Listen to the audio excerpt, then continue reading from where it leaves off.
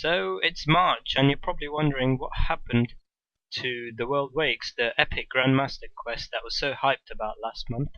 And most of you probably expecting it to be released late last month, if not mid last month.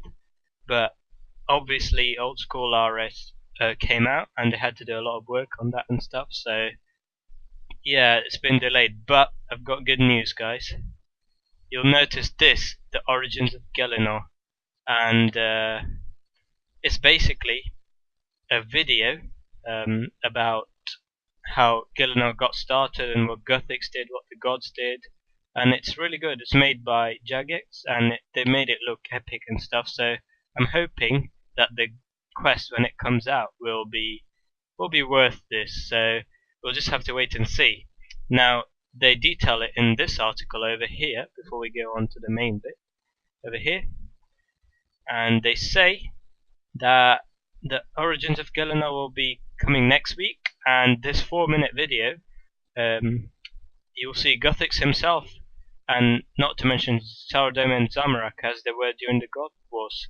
And I've watched it, it's really good, I recommend you watch it. It's really epic and stuff, but it's not like animation, it's just images put together. It's really well done, I really like it, but that's not the main point of this video. So let's get on to the main thing, which is BTS March.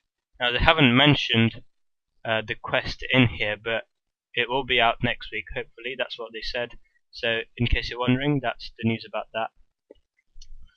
Now the first thing is that they're going to make the much awaited update to dual wielding, so especially for magic. So here it says the way we're going to make significant under the hood changes to the way magic works, which means you can offer true dual wielding capabilities to all the mages and sorcerers out there.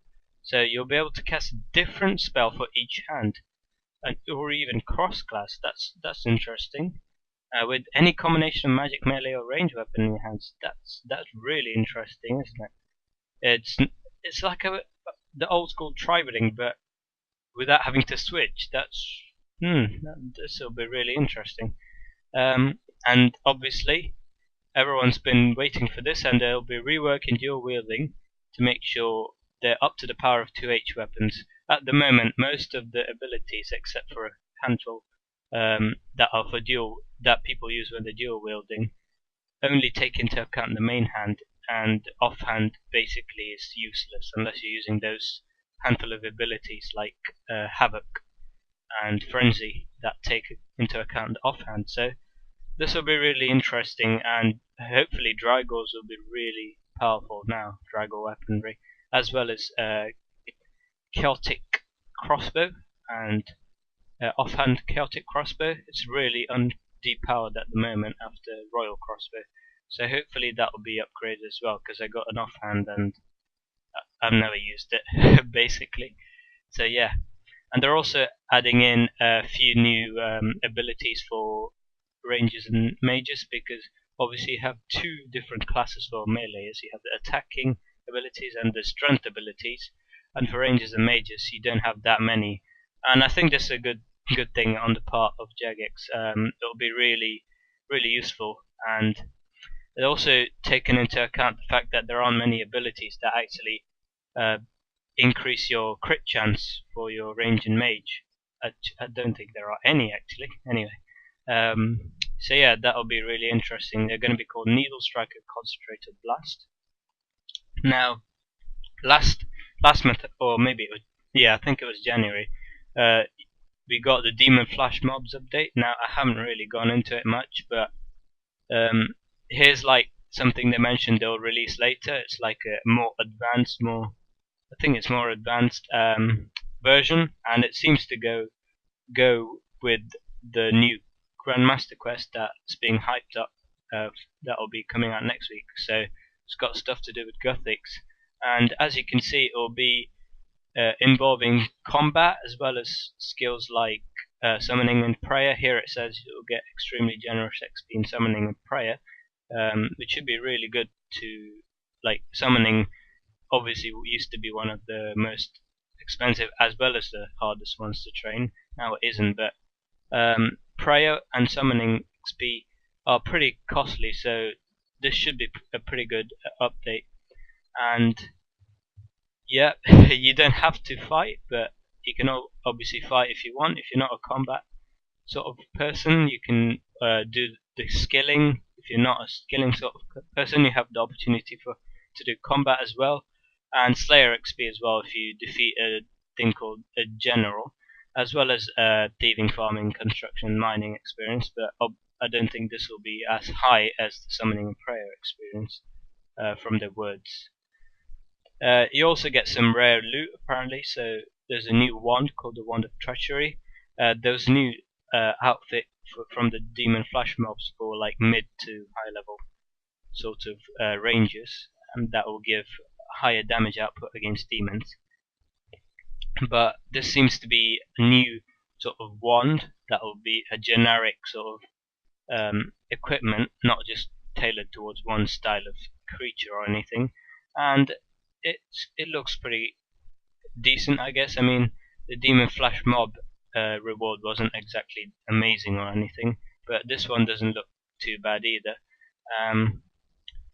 Next, well, I'm not too sure about this because it says it's Easter, but not as you know it. Everyone probably knows that Easter has always been about, rabbits and eggs and stuff, but this year it seems a bit different. I'm not sure what they're getting onto here, but I think they're talking about something to do with an event on RS on Galena, on the Galena calendar. I'm not too like fond of RS dates and stuff. I have never really got into it except on Rune Wiki, the homepage, when they talk about the dates there. But hopefully it'll be different, and I'm looking forward to it because I've had enough of bunnies and eggs and all that stuff. So yeah. And finally, there's game changes. Now this has quite a few things, and it's really surprised me as well. First thing is they're saying that Berthop and Tavali are going to be F2P as well. You'll probably know there hasn't been a new area added to F2P since like 06, 07. But I started playing in 08, so and I didn't know of any new places except places unlocked from questing. But yeah, this will be really interesting, and you can level 1 is no longer the maximum level you can have for non-member skills if you're F2P. So that will be really interesting. I mean, this means you have 4 extra levels for each skill. So I'm not sure how many member skills there are, but yeah, you have 4 extra levels for each member skill, and that will really give a taste of what kind of content there is, and hopefully more people subscribe. So this is good news for Jagex as well. Now Run Energy, it's already been buffed a lot, but they're buffing it even more. So they reduced the drain rate and weight penalty, and increased the restore rate. And also this is a bit worrying because sometimes you can walk past bosses like Saradomin or Bandos and stuff, but apparently you'll automatically be put into run mode if you have the necessary energy. So yeah, you can't really choose whether to run or not, but hopefully they'll change. Well, hopefully it's not like a fixed thing where you'll just run as soon as you have 1 run energy or something. Hopefully you can still toggle it on and off. Agility, obviously the best skill to train for that. And also this is a really good thing as well. They're gonna hopefully remove Flower Game. I mean, they didn't say they'll completely remove it. They said it's going to be up to you, but they've built a variety of solutions from rule changes and stuff. So hopefully this will like die down. I'm not a fan of flower games and gambling and stuff. I really hate that sort of stuff. So, and it really ruins the game, I think. And hopefully they remove this, and they'll hold a poll or something to remove it as well. And finally, you can't avoid this, obviously. Squeal of Fortune, Solomon's Store. Not really fond of that, I must say, but hopefully they'll keep it to a minimum, especially since a new quest is out. They'll probably release a whole new set of new armors or whatever, but hopefully they won't include too much of that. And yeah, they'll get extra support for prestige items in the keepsake box. more flexibility with animation and weapon overrides. Select multiple overrides at the same time. Well, I've never used Squeal or Solomon stuff because I'm against that sort of stuff. But yeah, if any of you wanted to know, that's that.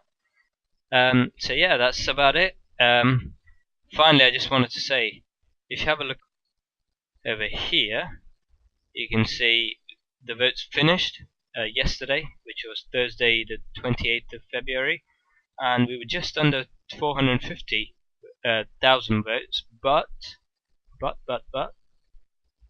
it's going to be free. It's going to be free for at least the next 6 months. Old School RS will be free for at least the next 6 months. That's amazing news for everyone that plays it out there, and hopefully it will permanently be free. Hopefully people are as enthusiastic about it in the future as they are now, and yeah, I'm really glad that they did this. They say it's a gesture of their goodwill. Let's hope they maintain it. And yeah, that concludes this vid. Hope you guys enjoyed it and look forward to some of the updates. And I'll see you guys next time.